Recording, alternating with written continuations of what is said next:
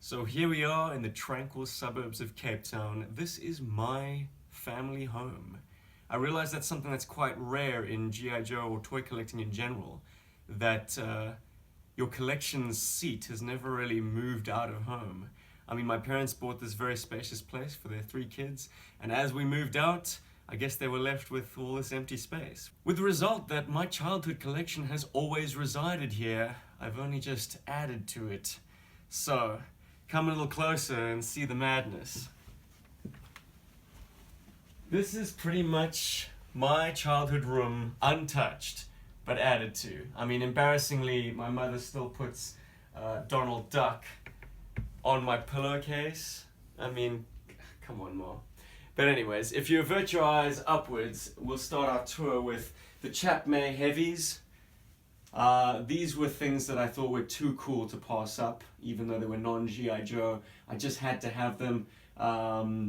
Heavy hitters like the Osprey, which was a terrific vehicle, and it folds away compactly, and the Chinook, also folding away compactly. They both are sporting custom paint jobs. I didn't quite like the very disco colors that they came in originally, with the Soldier Force printed on the side and all that nonsense.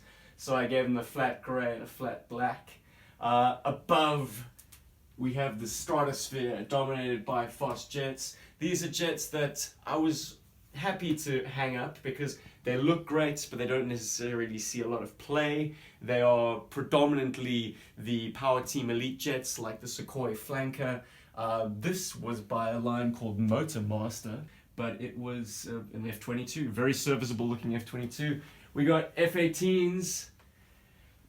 We've got the extremely good A-10 over here. I mean, this is Power Team Elite at the height of their powers. I mean, it is a fantastic jet and should really come down from its hanging position more often than not.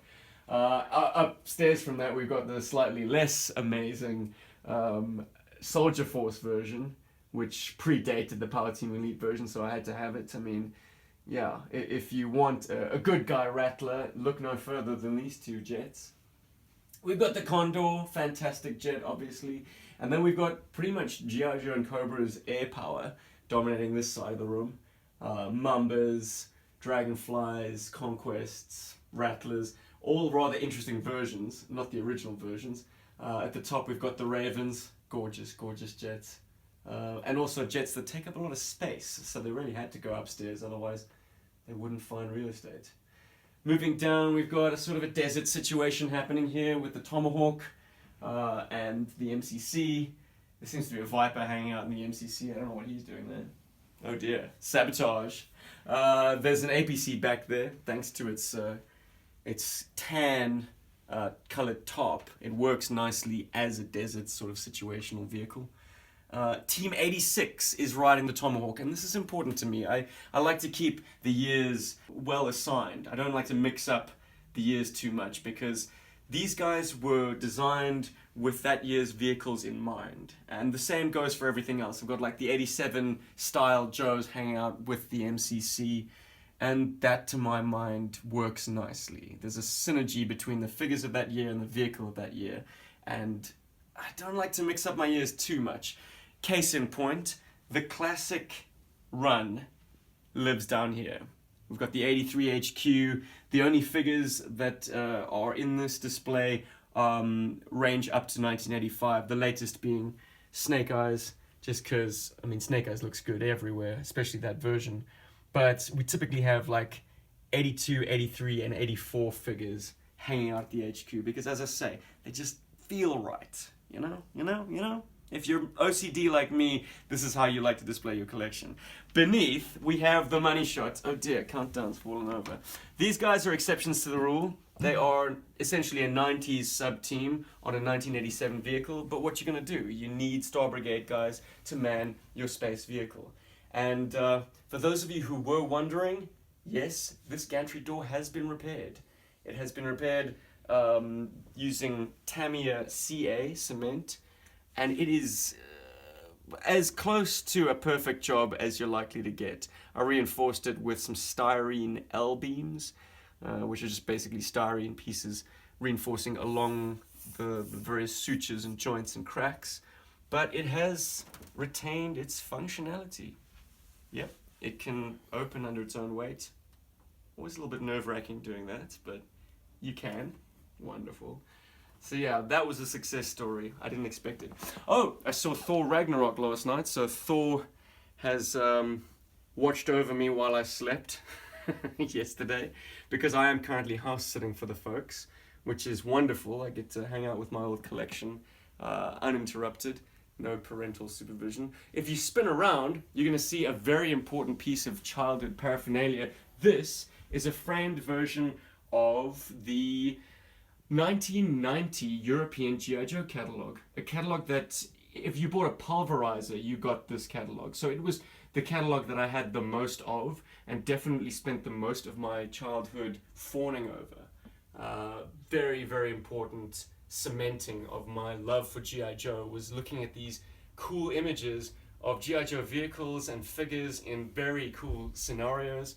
I mean, the European catalogs were always beautifully photographed in very realistic dioramas.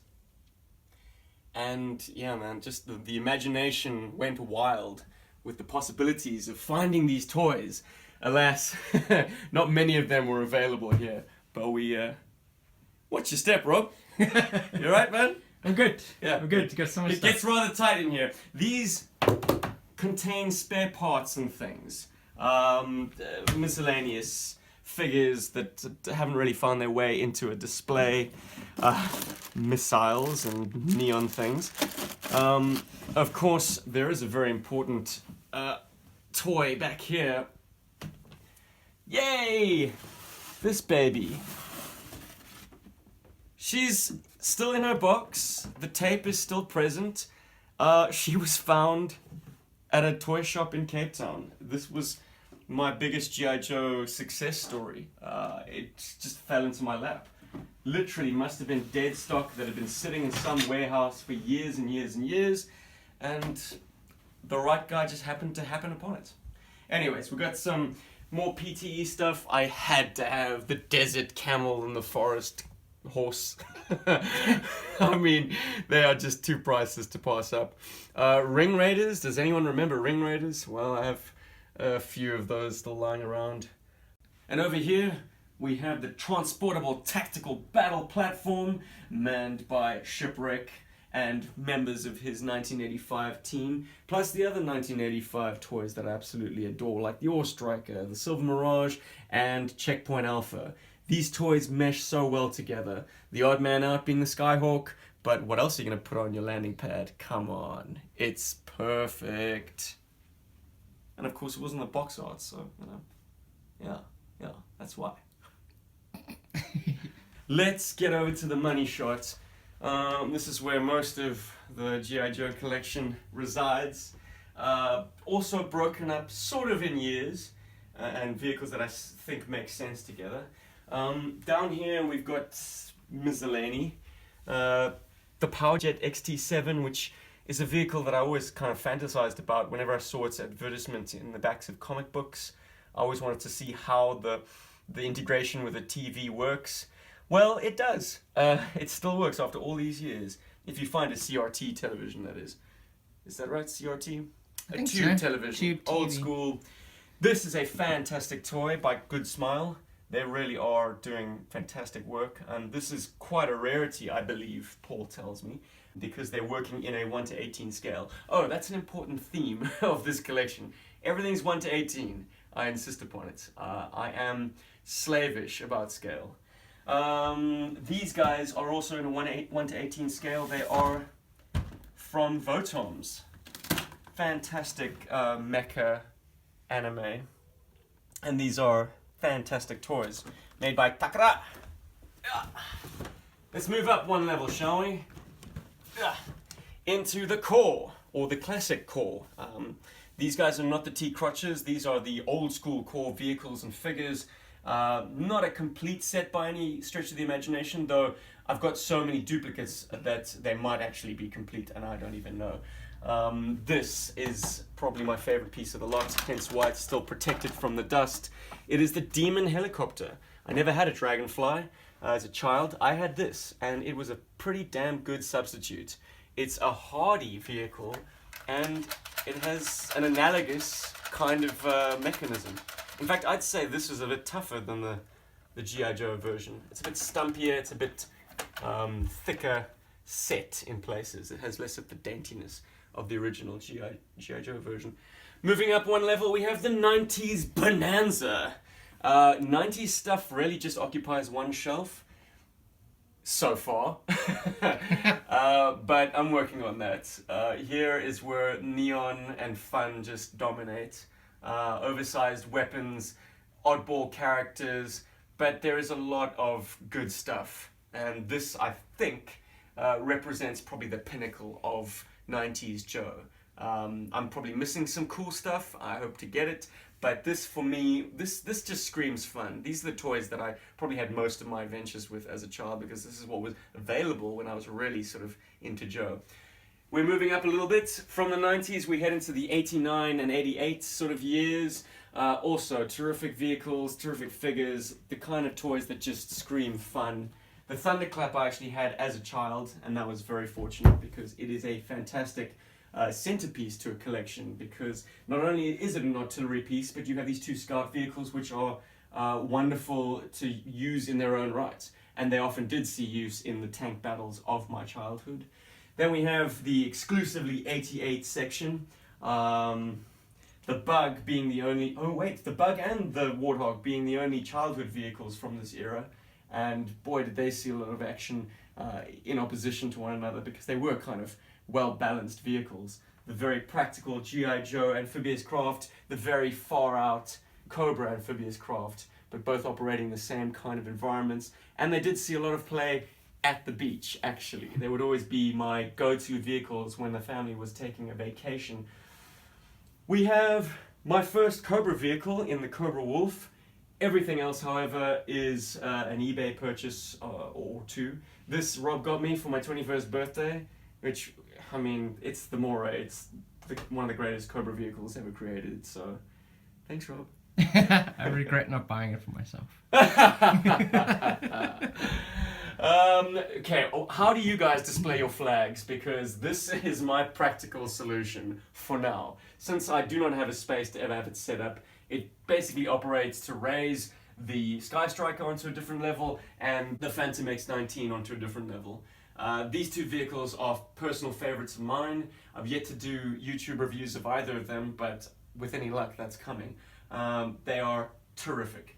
And then we don't really need to talk much about the rest of the stuff. I mean, it's filler stuff, it's Power Team Elite stuff. Boats, helicopters, more helicopters, armor, necessary pieces for creating your world, but not necessarily the star of the show.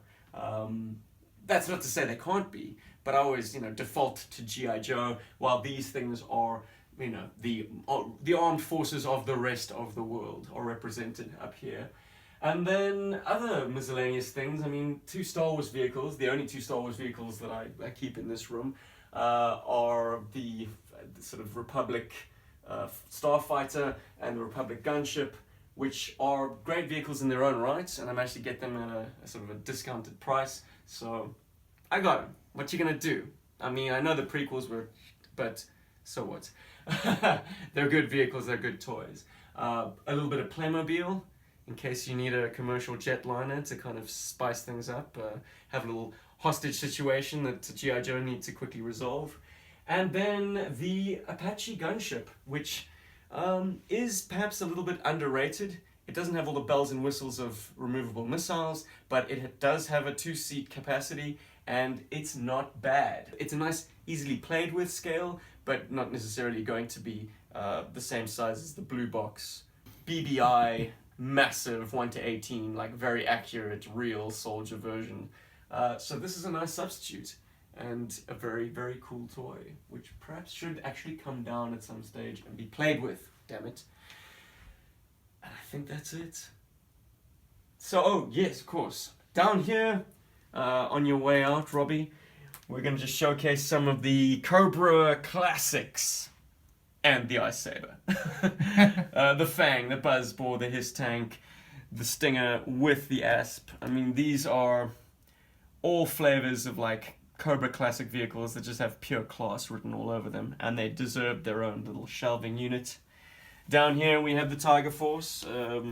This is my motley crew of Tiger Force.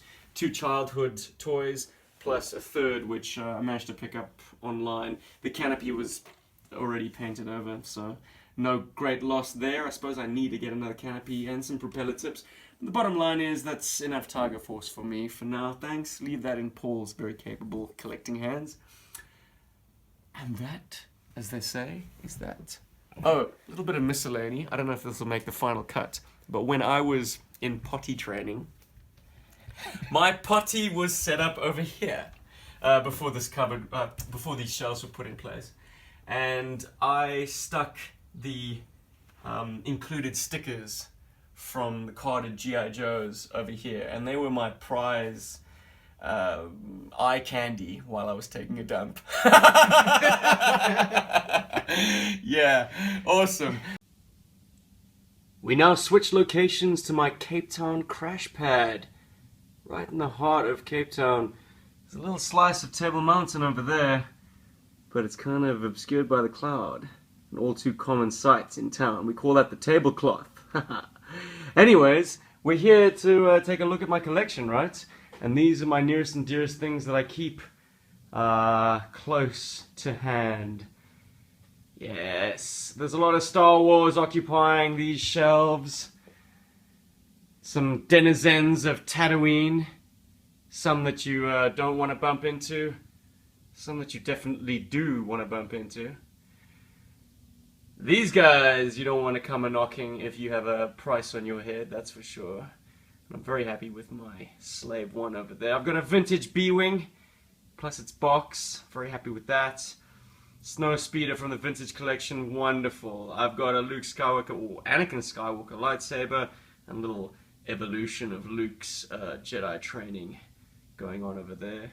But over here is the stuff that you really want to see, right? Right, GI Joburg fans? We got some rather classic looking 25th anniversary guys over here. Also some classic looking guys over here. What is that? A desert attack chopper?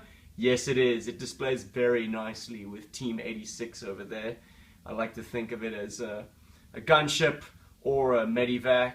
You know, Lifeline can operate in there quite nicely. It's got a winch. It's got plenty of missiles. It is a very, very cool toy. Over here we have the rise of Cobra. No, what am I saying? The DTC Rhino with some guys that look particularly good with it. Plus my custom rock and roll from Jim Godfrey. Awesome. And beside it, the Rolling Operations Command Center, which also works very nicely with modern era GI Joes, I find. Then we move along. Bam! Superheroes. Yes, from various toy lines. Most of them Marvel Universe, but some movie line toys, plus some from the Superhero Showdown line put out by Toy Biz way, way back. But over here we have Marvel Knights. These guys are less team affiliated and more their own thing, and they are equally important and equally as fun. Reference material behind them.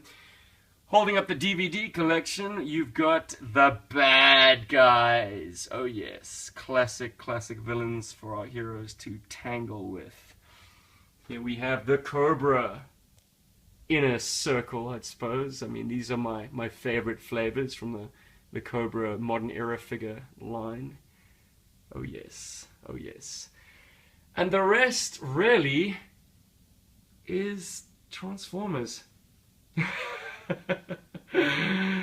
I mean, it comes as no surprise, I suppose. I am a Transformers fan as well as G.I. Joe. These were the two toy lines that were sort of warring for my dime as a child.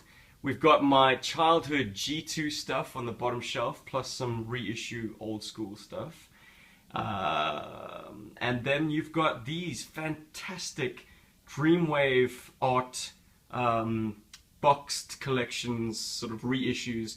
They were put out in the early 2000s, and for my money, they're the best ways to display a vintage collection. They had a very tasteful selection of very cool toys, presented very lovingly in these boxes that had fact files that you could then put together in a ring binder that was included with the Optimus Prime from the line, and they are exquisite toys. Oof, oof, so good.